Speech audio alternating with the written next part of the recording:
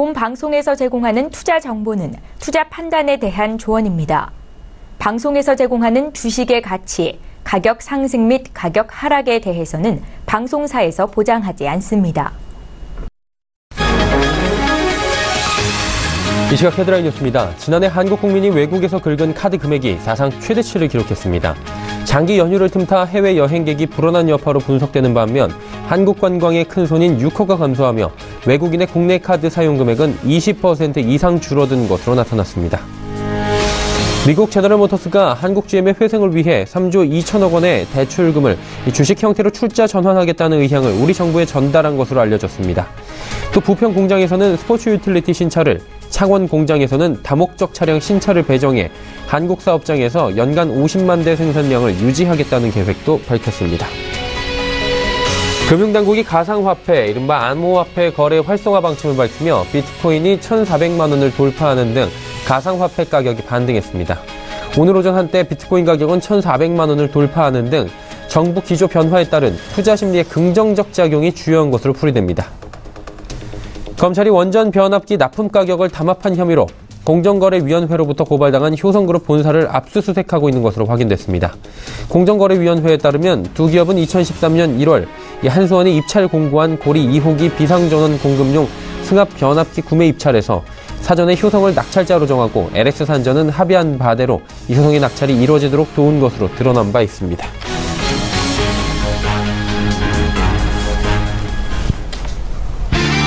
시청자 여러분 안녕하십니까. 오늘 장 내일장 1부 출발하도록 하겠습니다. 서정로입니다.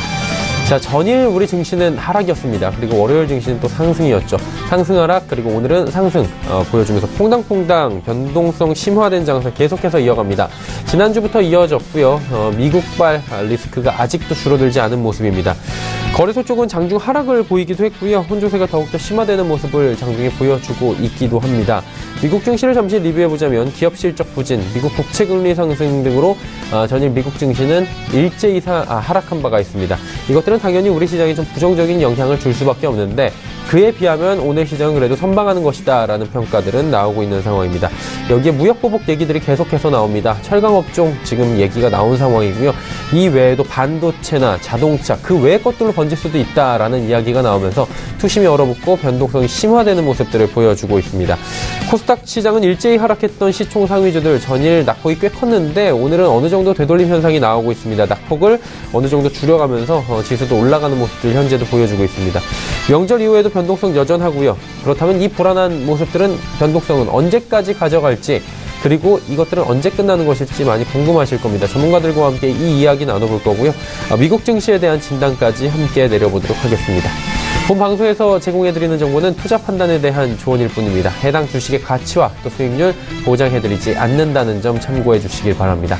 거래소 시장 지수부터 체크해보도록 하죠.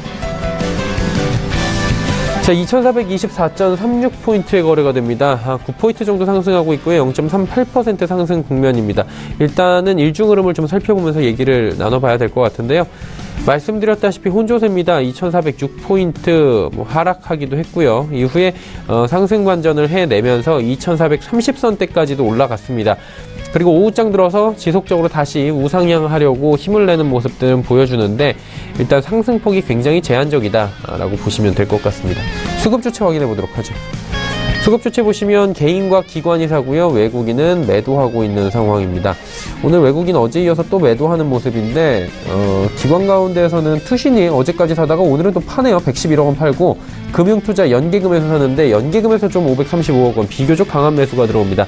어제에 이어서 개인은 오늘도 사고 있는 모습입니다. 시가총액 상위 종목들 흐름 살펴보도록 하죠. 삼성전자와 SK하이닉스가 좀 흐름을 달리합니다. 삼성전자는 0.72% 하락, 하지만 SK하이닉스는 1.46% 상승합니다. 그리고 현대차가 16만원 부근까지 올라가면서 오랜만에 강세를 보여주고 있습니다. 다음 살펴볼까요?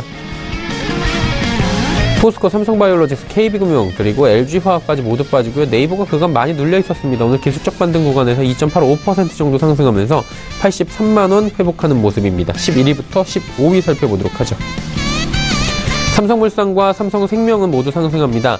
그리고 신한지주, 현대모비스, 한국전력은 각각 0.3, 0.45, 0.74% 소폭씩 빠져내려가고 있는 상황입니다. 이번엔 코스닥 시장 넘어가 보도록 하죠.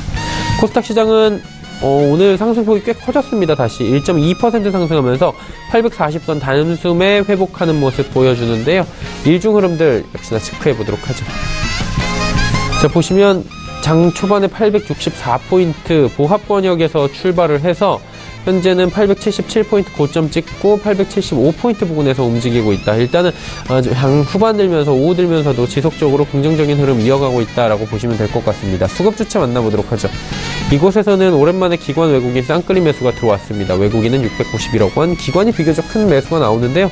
1172억 원 사들이고 있습니다. 금융투자가 315억 원, 투신이 121, 그리고 연기금이 131억 원 각각 사고요. 개인이 1660억 원 순 매도로 지금 포지션 잡고 있네요. 시가총액 상위 종목들의 흐름 이어갑니다.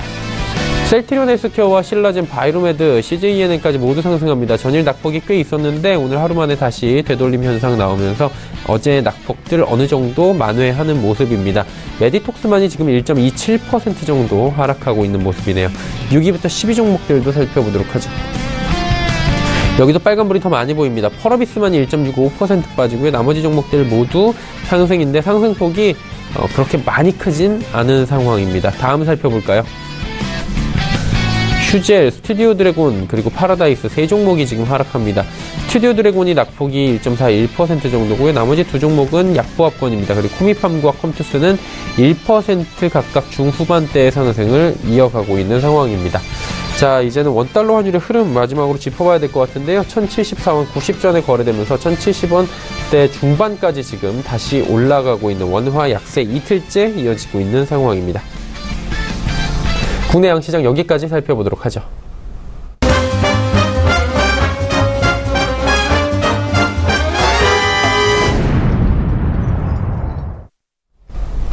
오늘장 이슈 짚어보도록 하겠습니다. 대신증권 투자전략팀 이경민 팀장입니다. 팀장님 안녕하세요. 네, 안녕하십니까. 설 연휴 잘 새고 왔습니다. 월요일 괜찮았고요. 어제 하락하고 오늘 상승하는데 일단 이틀 상승 하루 하락이 문제가 아니라 변동성이 지금 계속해서 커지고 있는데 이게 안정되기까지 시간이 좀 걸리겠죠? 네, 그렇습니다. 말씀하셨듯이 지금 현재 시점에서 본다면 시장이 급락을 하지는 않고는 있지만 그렇다고 해서 상승으로 강하게 치고 올라가지도 못하고 있는 상황이고요. 장중 등락을 보면은 30포인트 내외로 계속적으로 불안정한 흐름들을 이어가고 있다라고 생각을 하고 있습니다. 단기 급락에 따른 반등은 나타나긴 했지만 아직까지는 시장이 안정을 찾고 추세적인 상승을 하기에는 좀 이르지 않나라는 생각을 하고 있습니다. 무엇보다도 글로벌 금융시장, 글로벌 증시 급락을 촉발시켰던 채권금리 상승세가 좀 여전히 이어지고 있는 상황이고요. 어제 장중에는 2.9%를 넘어서는 그런 흐름들도 보이고 있습니다. 여기에 금리 인상 속도에 대한 논란도 여전히 남아 있습니다. 최근 금리 인상 컨센서스를 보면은 연내 3번 금리 인상은 좀 기정사실화하는 모습이고 4번 금리 인상 가능성까지도 좀 높게 보고 있는 상황이라서 지금 현재 시점에서는 아직까지는 추세적인 상승을 이어가기에는 그리고 시작하기에는 조금은 확인해야 될 것들이 많다라는 생각을 하고 있습니다. 변동성이 커진 만큼 그에 따른 심리적 안정을 찾고 그리고 새로운 동력, 기존의 동력이라도 상승 동력을 확보하는 과정은 시간이 필요하다라고 생각을 합니다. 자, 그렇다면 향후에 시장 방향성 예측이 또 궁금한데요. 어떻게 예측하고 계십니까? 펀더멘탈 흐름이나 그리고 실적 개선 기대감들이 이어지고 있다는 점들은 아마도 이번 조정이 추세 반전, 하락 추세의 시작이라고 보기보다는 아마도 시간은 필요하겠지만 추세적인 복귀, 상승 추세로의 복귀 가능성을 높게 보게 만드는 변수라고 생각을 하고 있습니다. 다만 단기적으로는 2350에서 2450 박스권 등락을 좀 더 이어가지 않을까라는 생각을 하고 있는데요.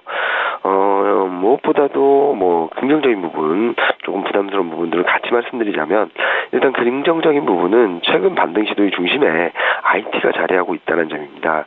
그동안 IT가 코스피 발목을 잡아왔고 실적 측면에 있어서도 좀 가장 시장 내에서도 실적 하향 조정이 좀 뚜렷했던 업종이었는데 최근 들어서는 반도체 IT들이 좀 반등 시도에 나서면서 코스피 상 반등 시도를 이끌고 있다는 점들은 상승 추세 복귀 가능성을 높이는 변화라고 볼 수 있겠고요.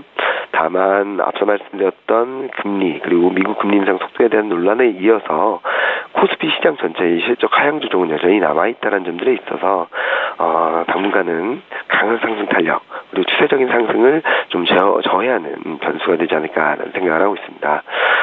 일단 실적 가시성이 높아지는 3월 이후 그리고 미국 금리 인상에 대한 스탠스뿐만 아니라 연준의 스탠스를 확인할 수 있는 2월 말 3월 초 그리고 3월 21일 FOMC 회의까지는 상승 탄력이 좀 강해지기보다는 박스권 등락을 보인 뒤에 이런 스탠스를 확인하면서 탄력을 강하게 만들어가는 그런 반전을 기대하고 있습니다. 그렇다면 이에 따른 대응 전략 궁금한데요. 어떤 방향성을 가지고 대응을 차근차근 해나가면 좋을까요? 네, 일단은 앞서도 말씀드렸듯이 반도체 중심으로 IT 업종들이 최근 반등을 주도하고 있다는 점에 있어서 반도체 IT에 대한 관심을 계속적으로 유지하실 필요가 있겠고요. 특히 오늘보다는 어제나 2400선을 위협하는 과정에 있어서는 반도체 중심으로 분할 매수하는 전략이 유효한 시점이다라고 생각을 하고 있습니다. 시클리커 같은 경우는 금리 환율 변수에 따라서 등락은 엇갈릴 수 있겠지만 글로벌 경기 회복 그리고 인플레이션 기대감, 채권금리 레벨이 올라갔고 기대 인플레이션 레벨이 올라와 있다는 점들을 감안해 봤을 때 꾸준히 주목해야 될 업종이라고 보고 있습니다.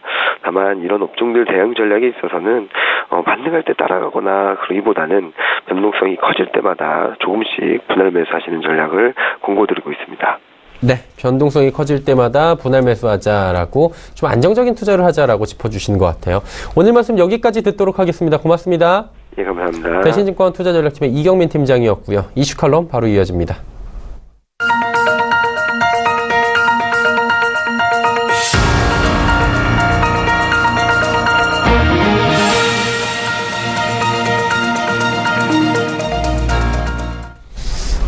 마켓 리더들과 함께하는 시간 이슈 칼럼 시간입니다. 오늘은 미중산업경제연구소 조용찬 소장과 함께합니다. 소장님 안녕하세요. 예, 안녕하십니까. 미국 증시 한번 따져봐야 될 것 같은데요. 우리 증시도 변동성 크고 조정받고 있지만 미국 증시 같은 경우는 어제 또 하락했습니다. 여러 가지 또 악재가 나온 것 같은데 그러다 보니까 조정 길어지고 미국 증시 좀 불안해 보이니까 전 세계 증시가 요동치는 것 같습니다.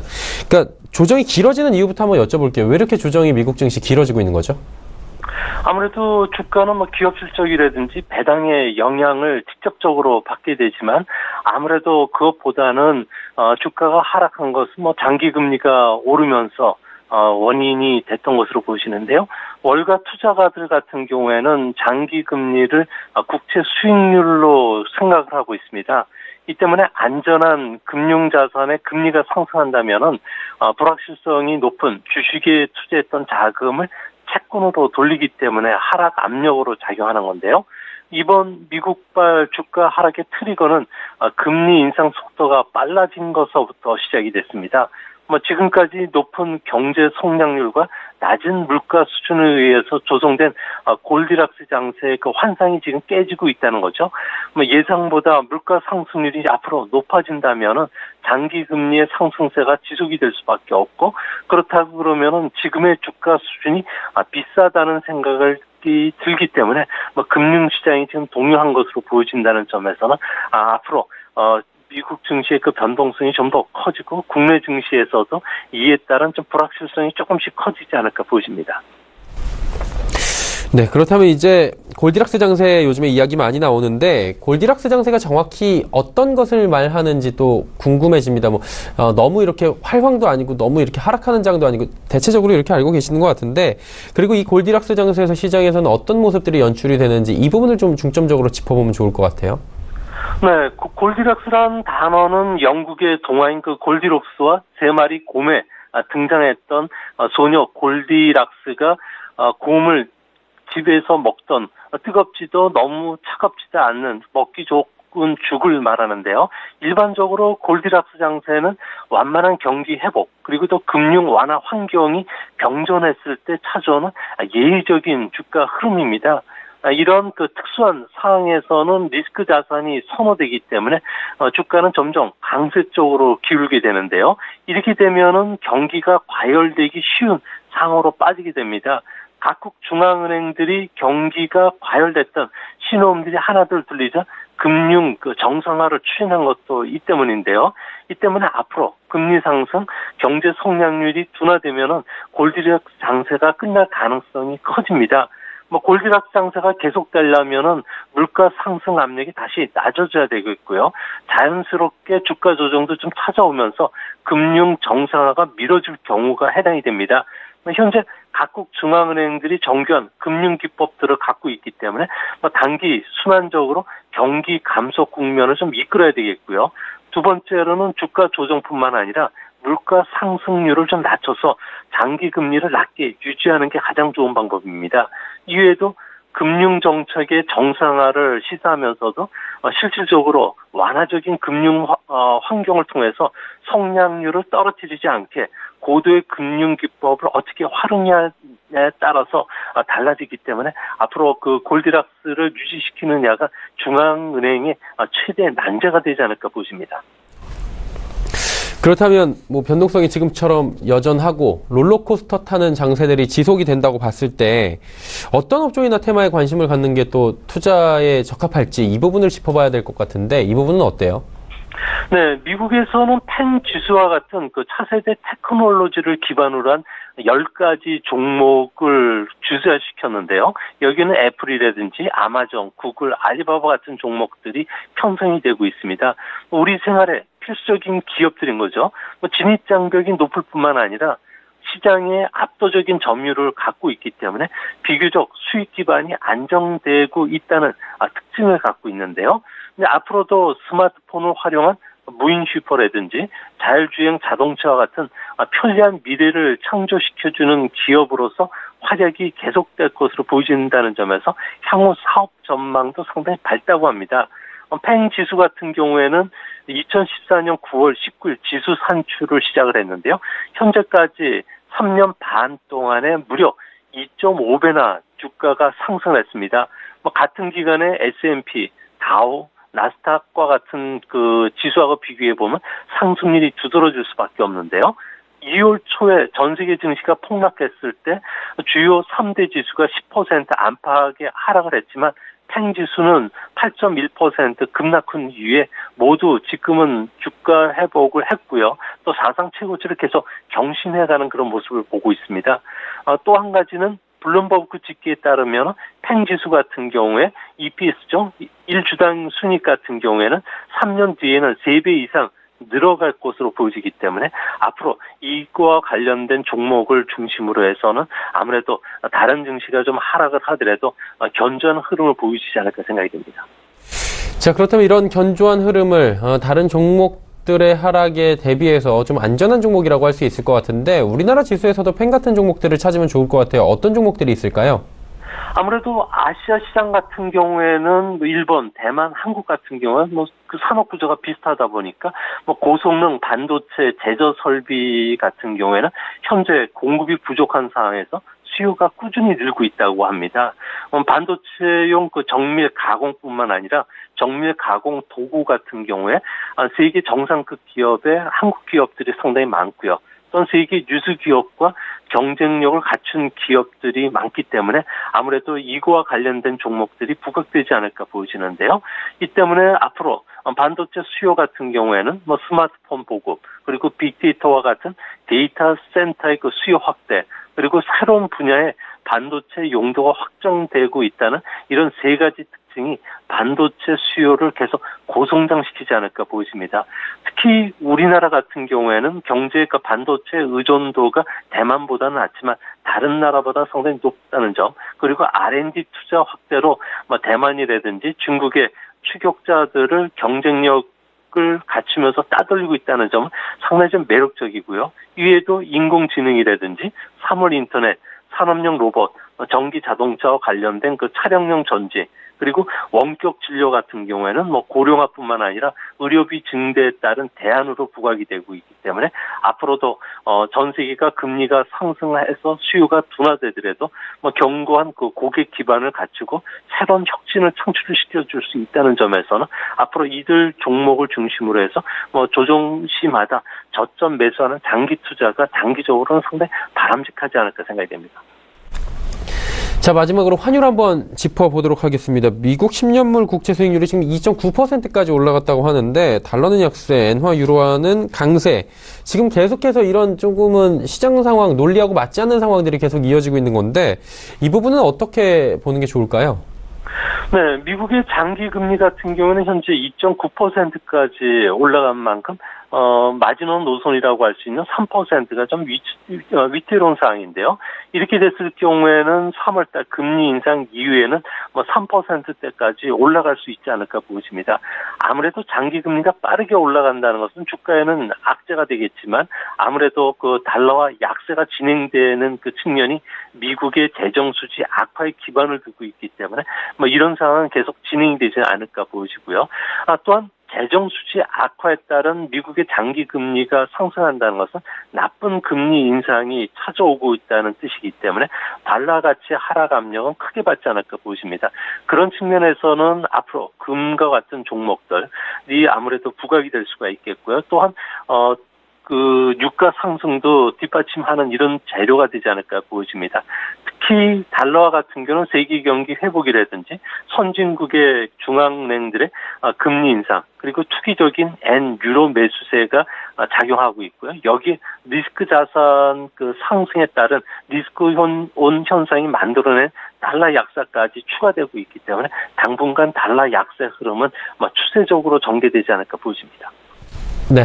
당분간 달러 약세는 좀 추세적으로 전개가 더 될 수 있다라고 정리하도록 하겠습니다.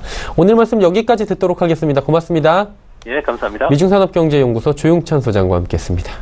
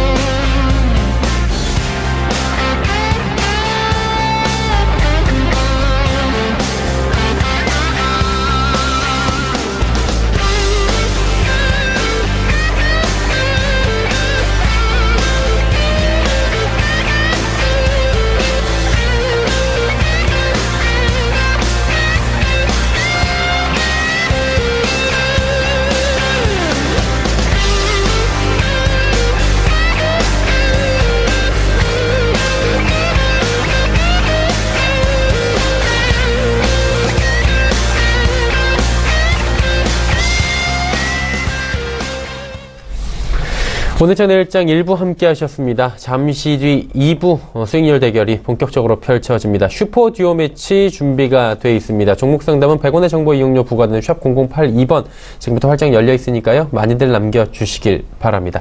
2부에서 뵙겠습니다. 고맙습니다.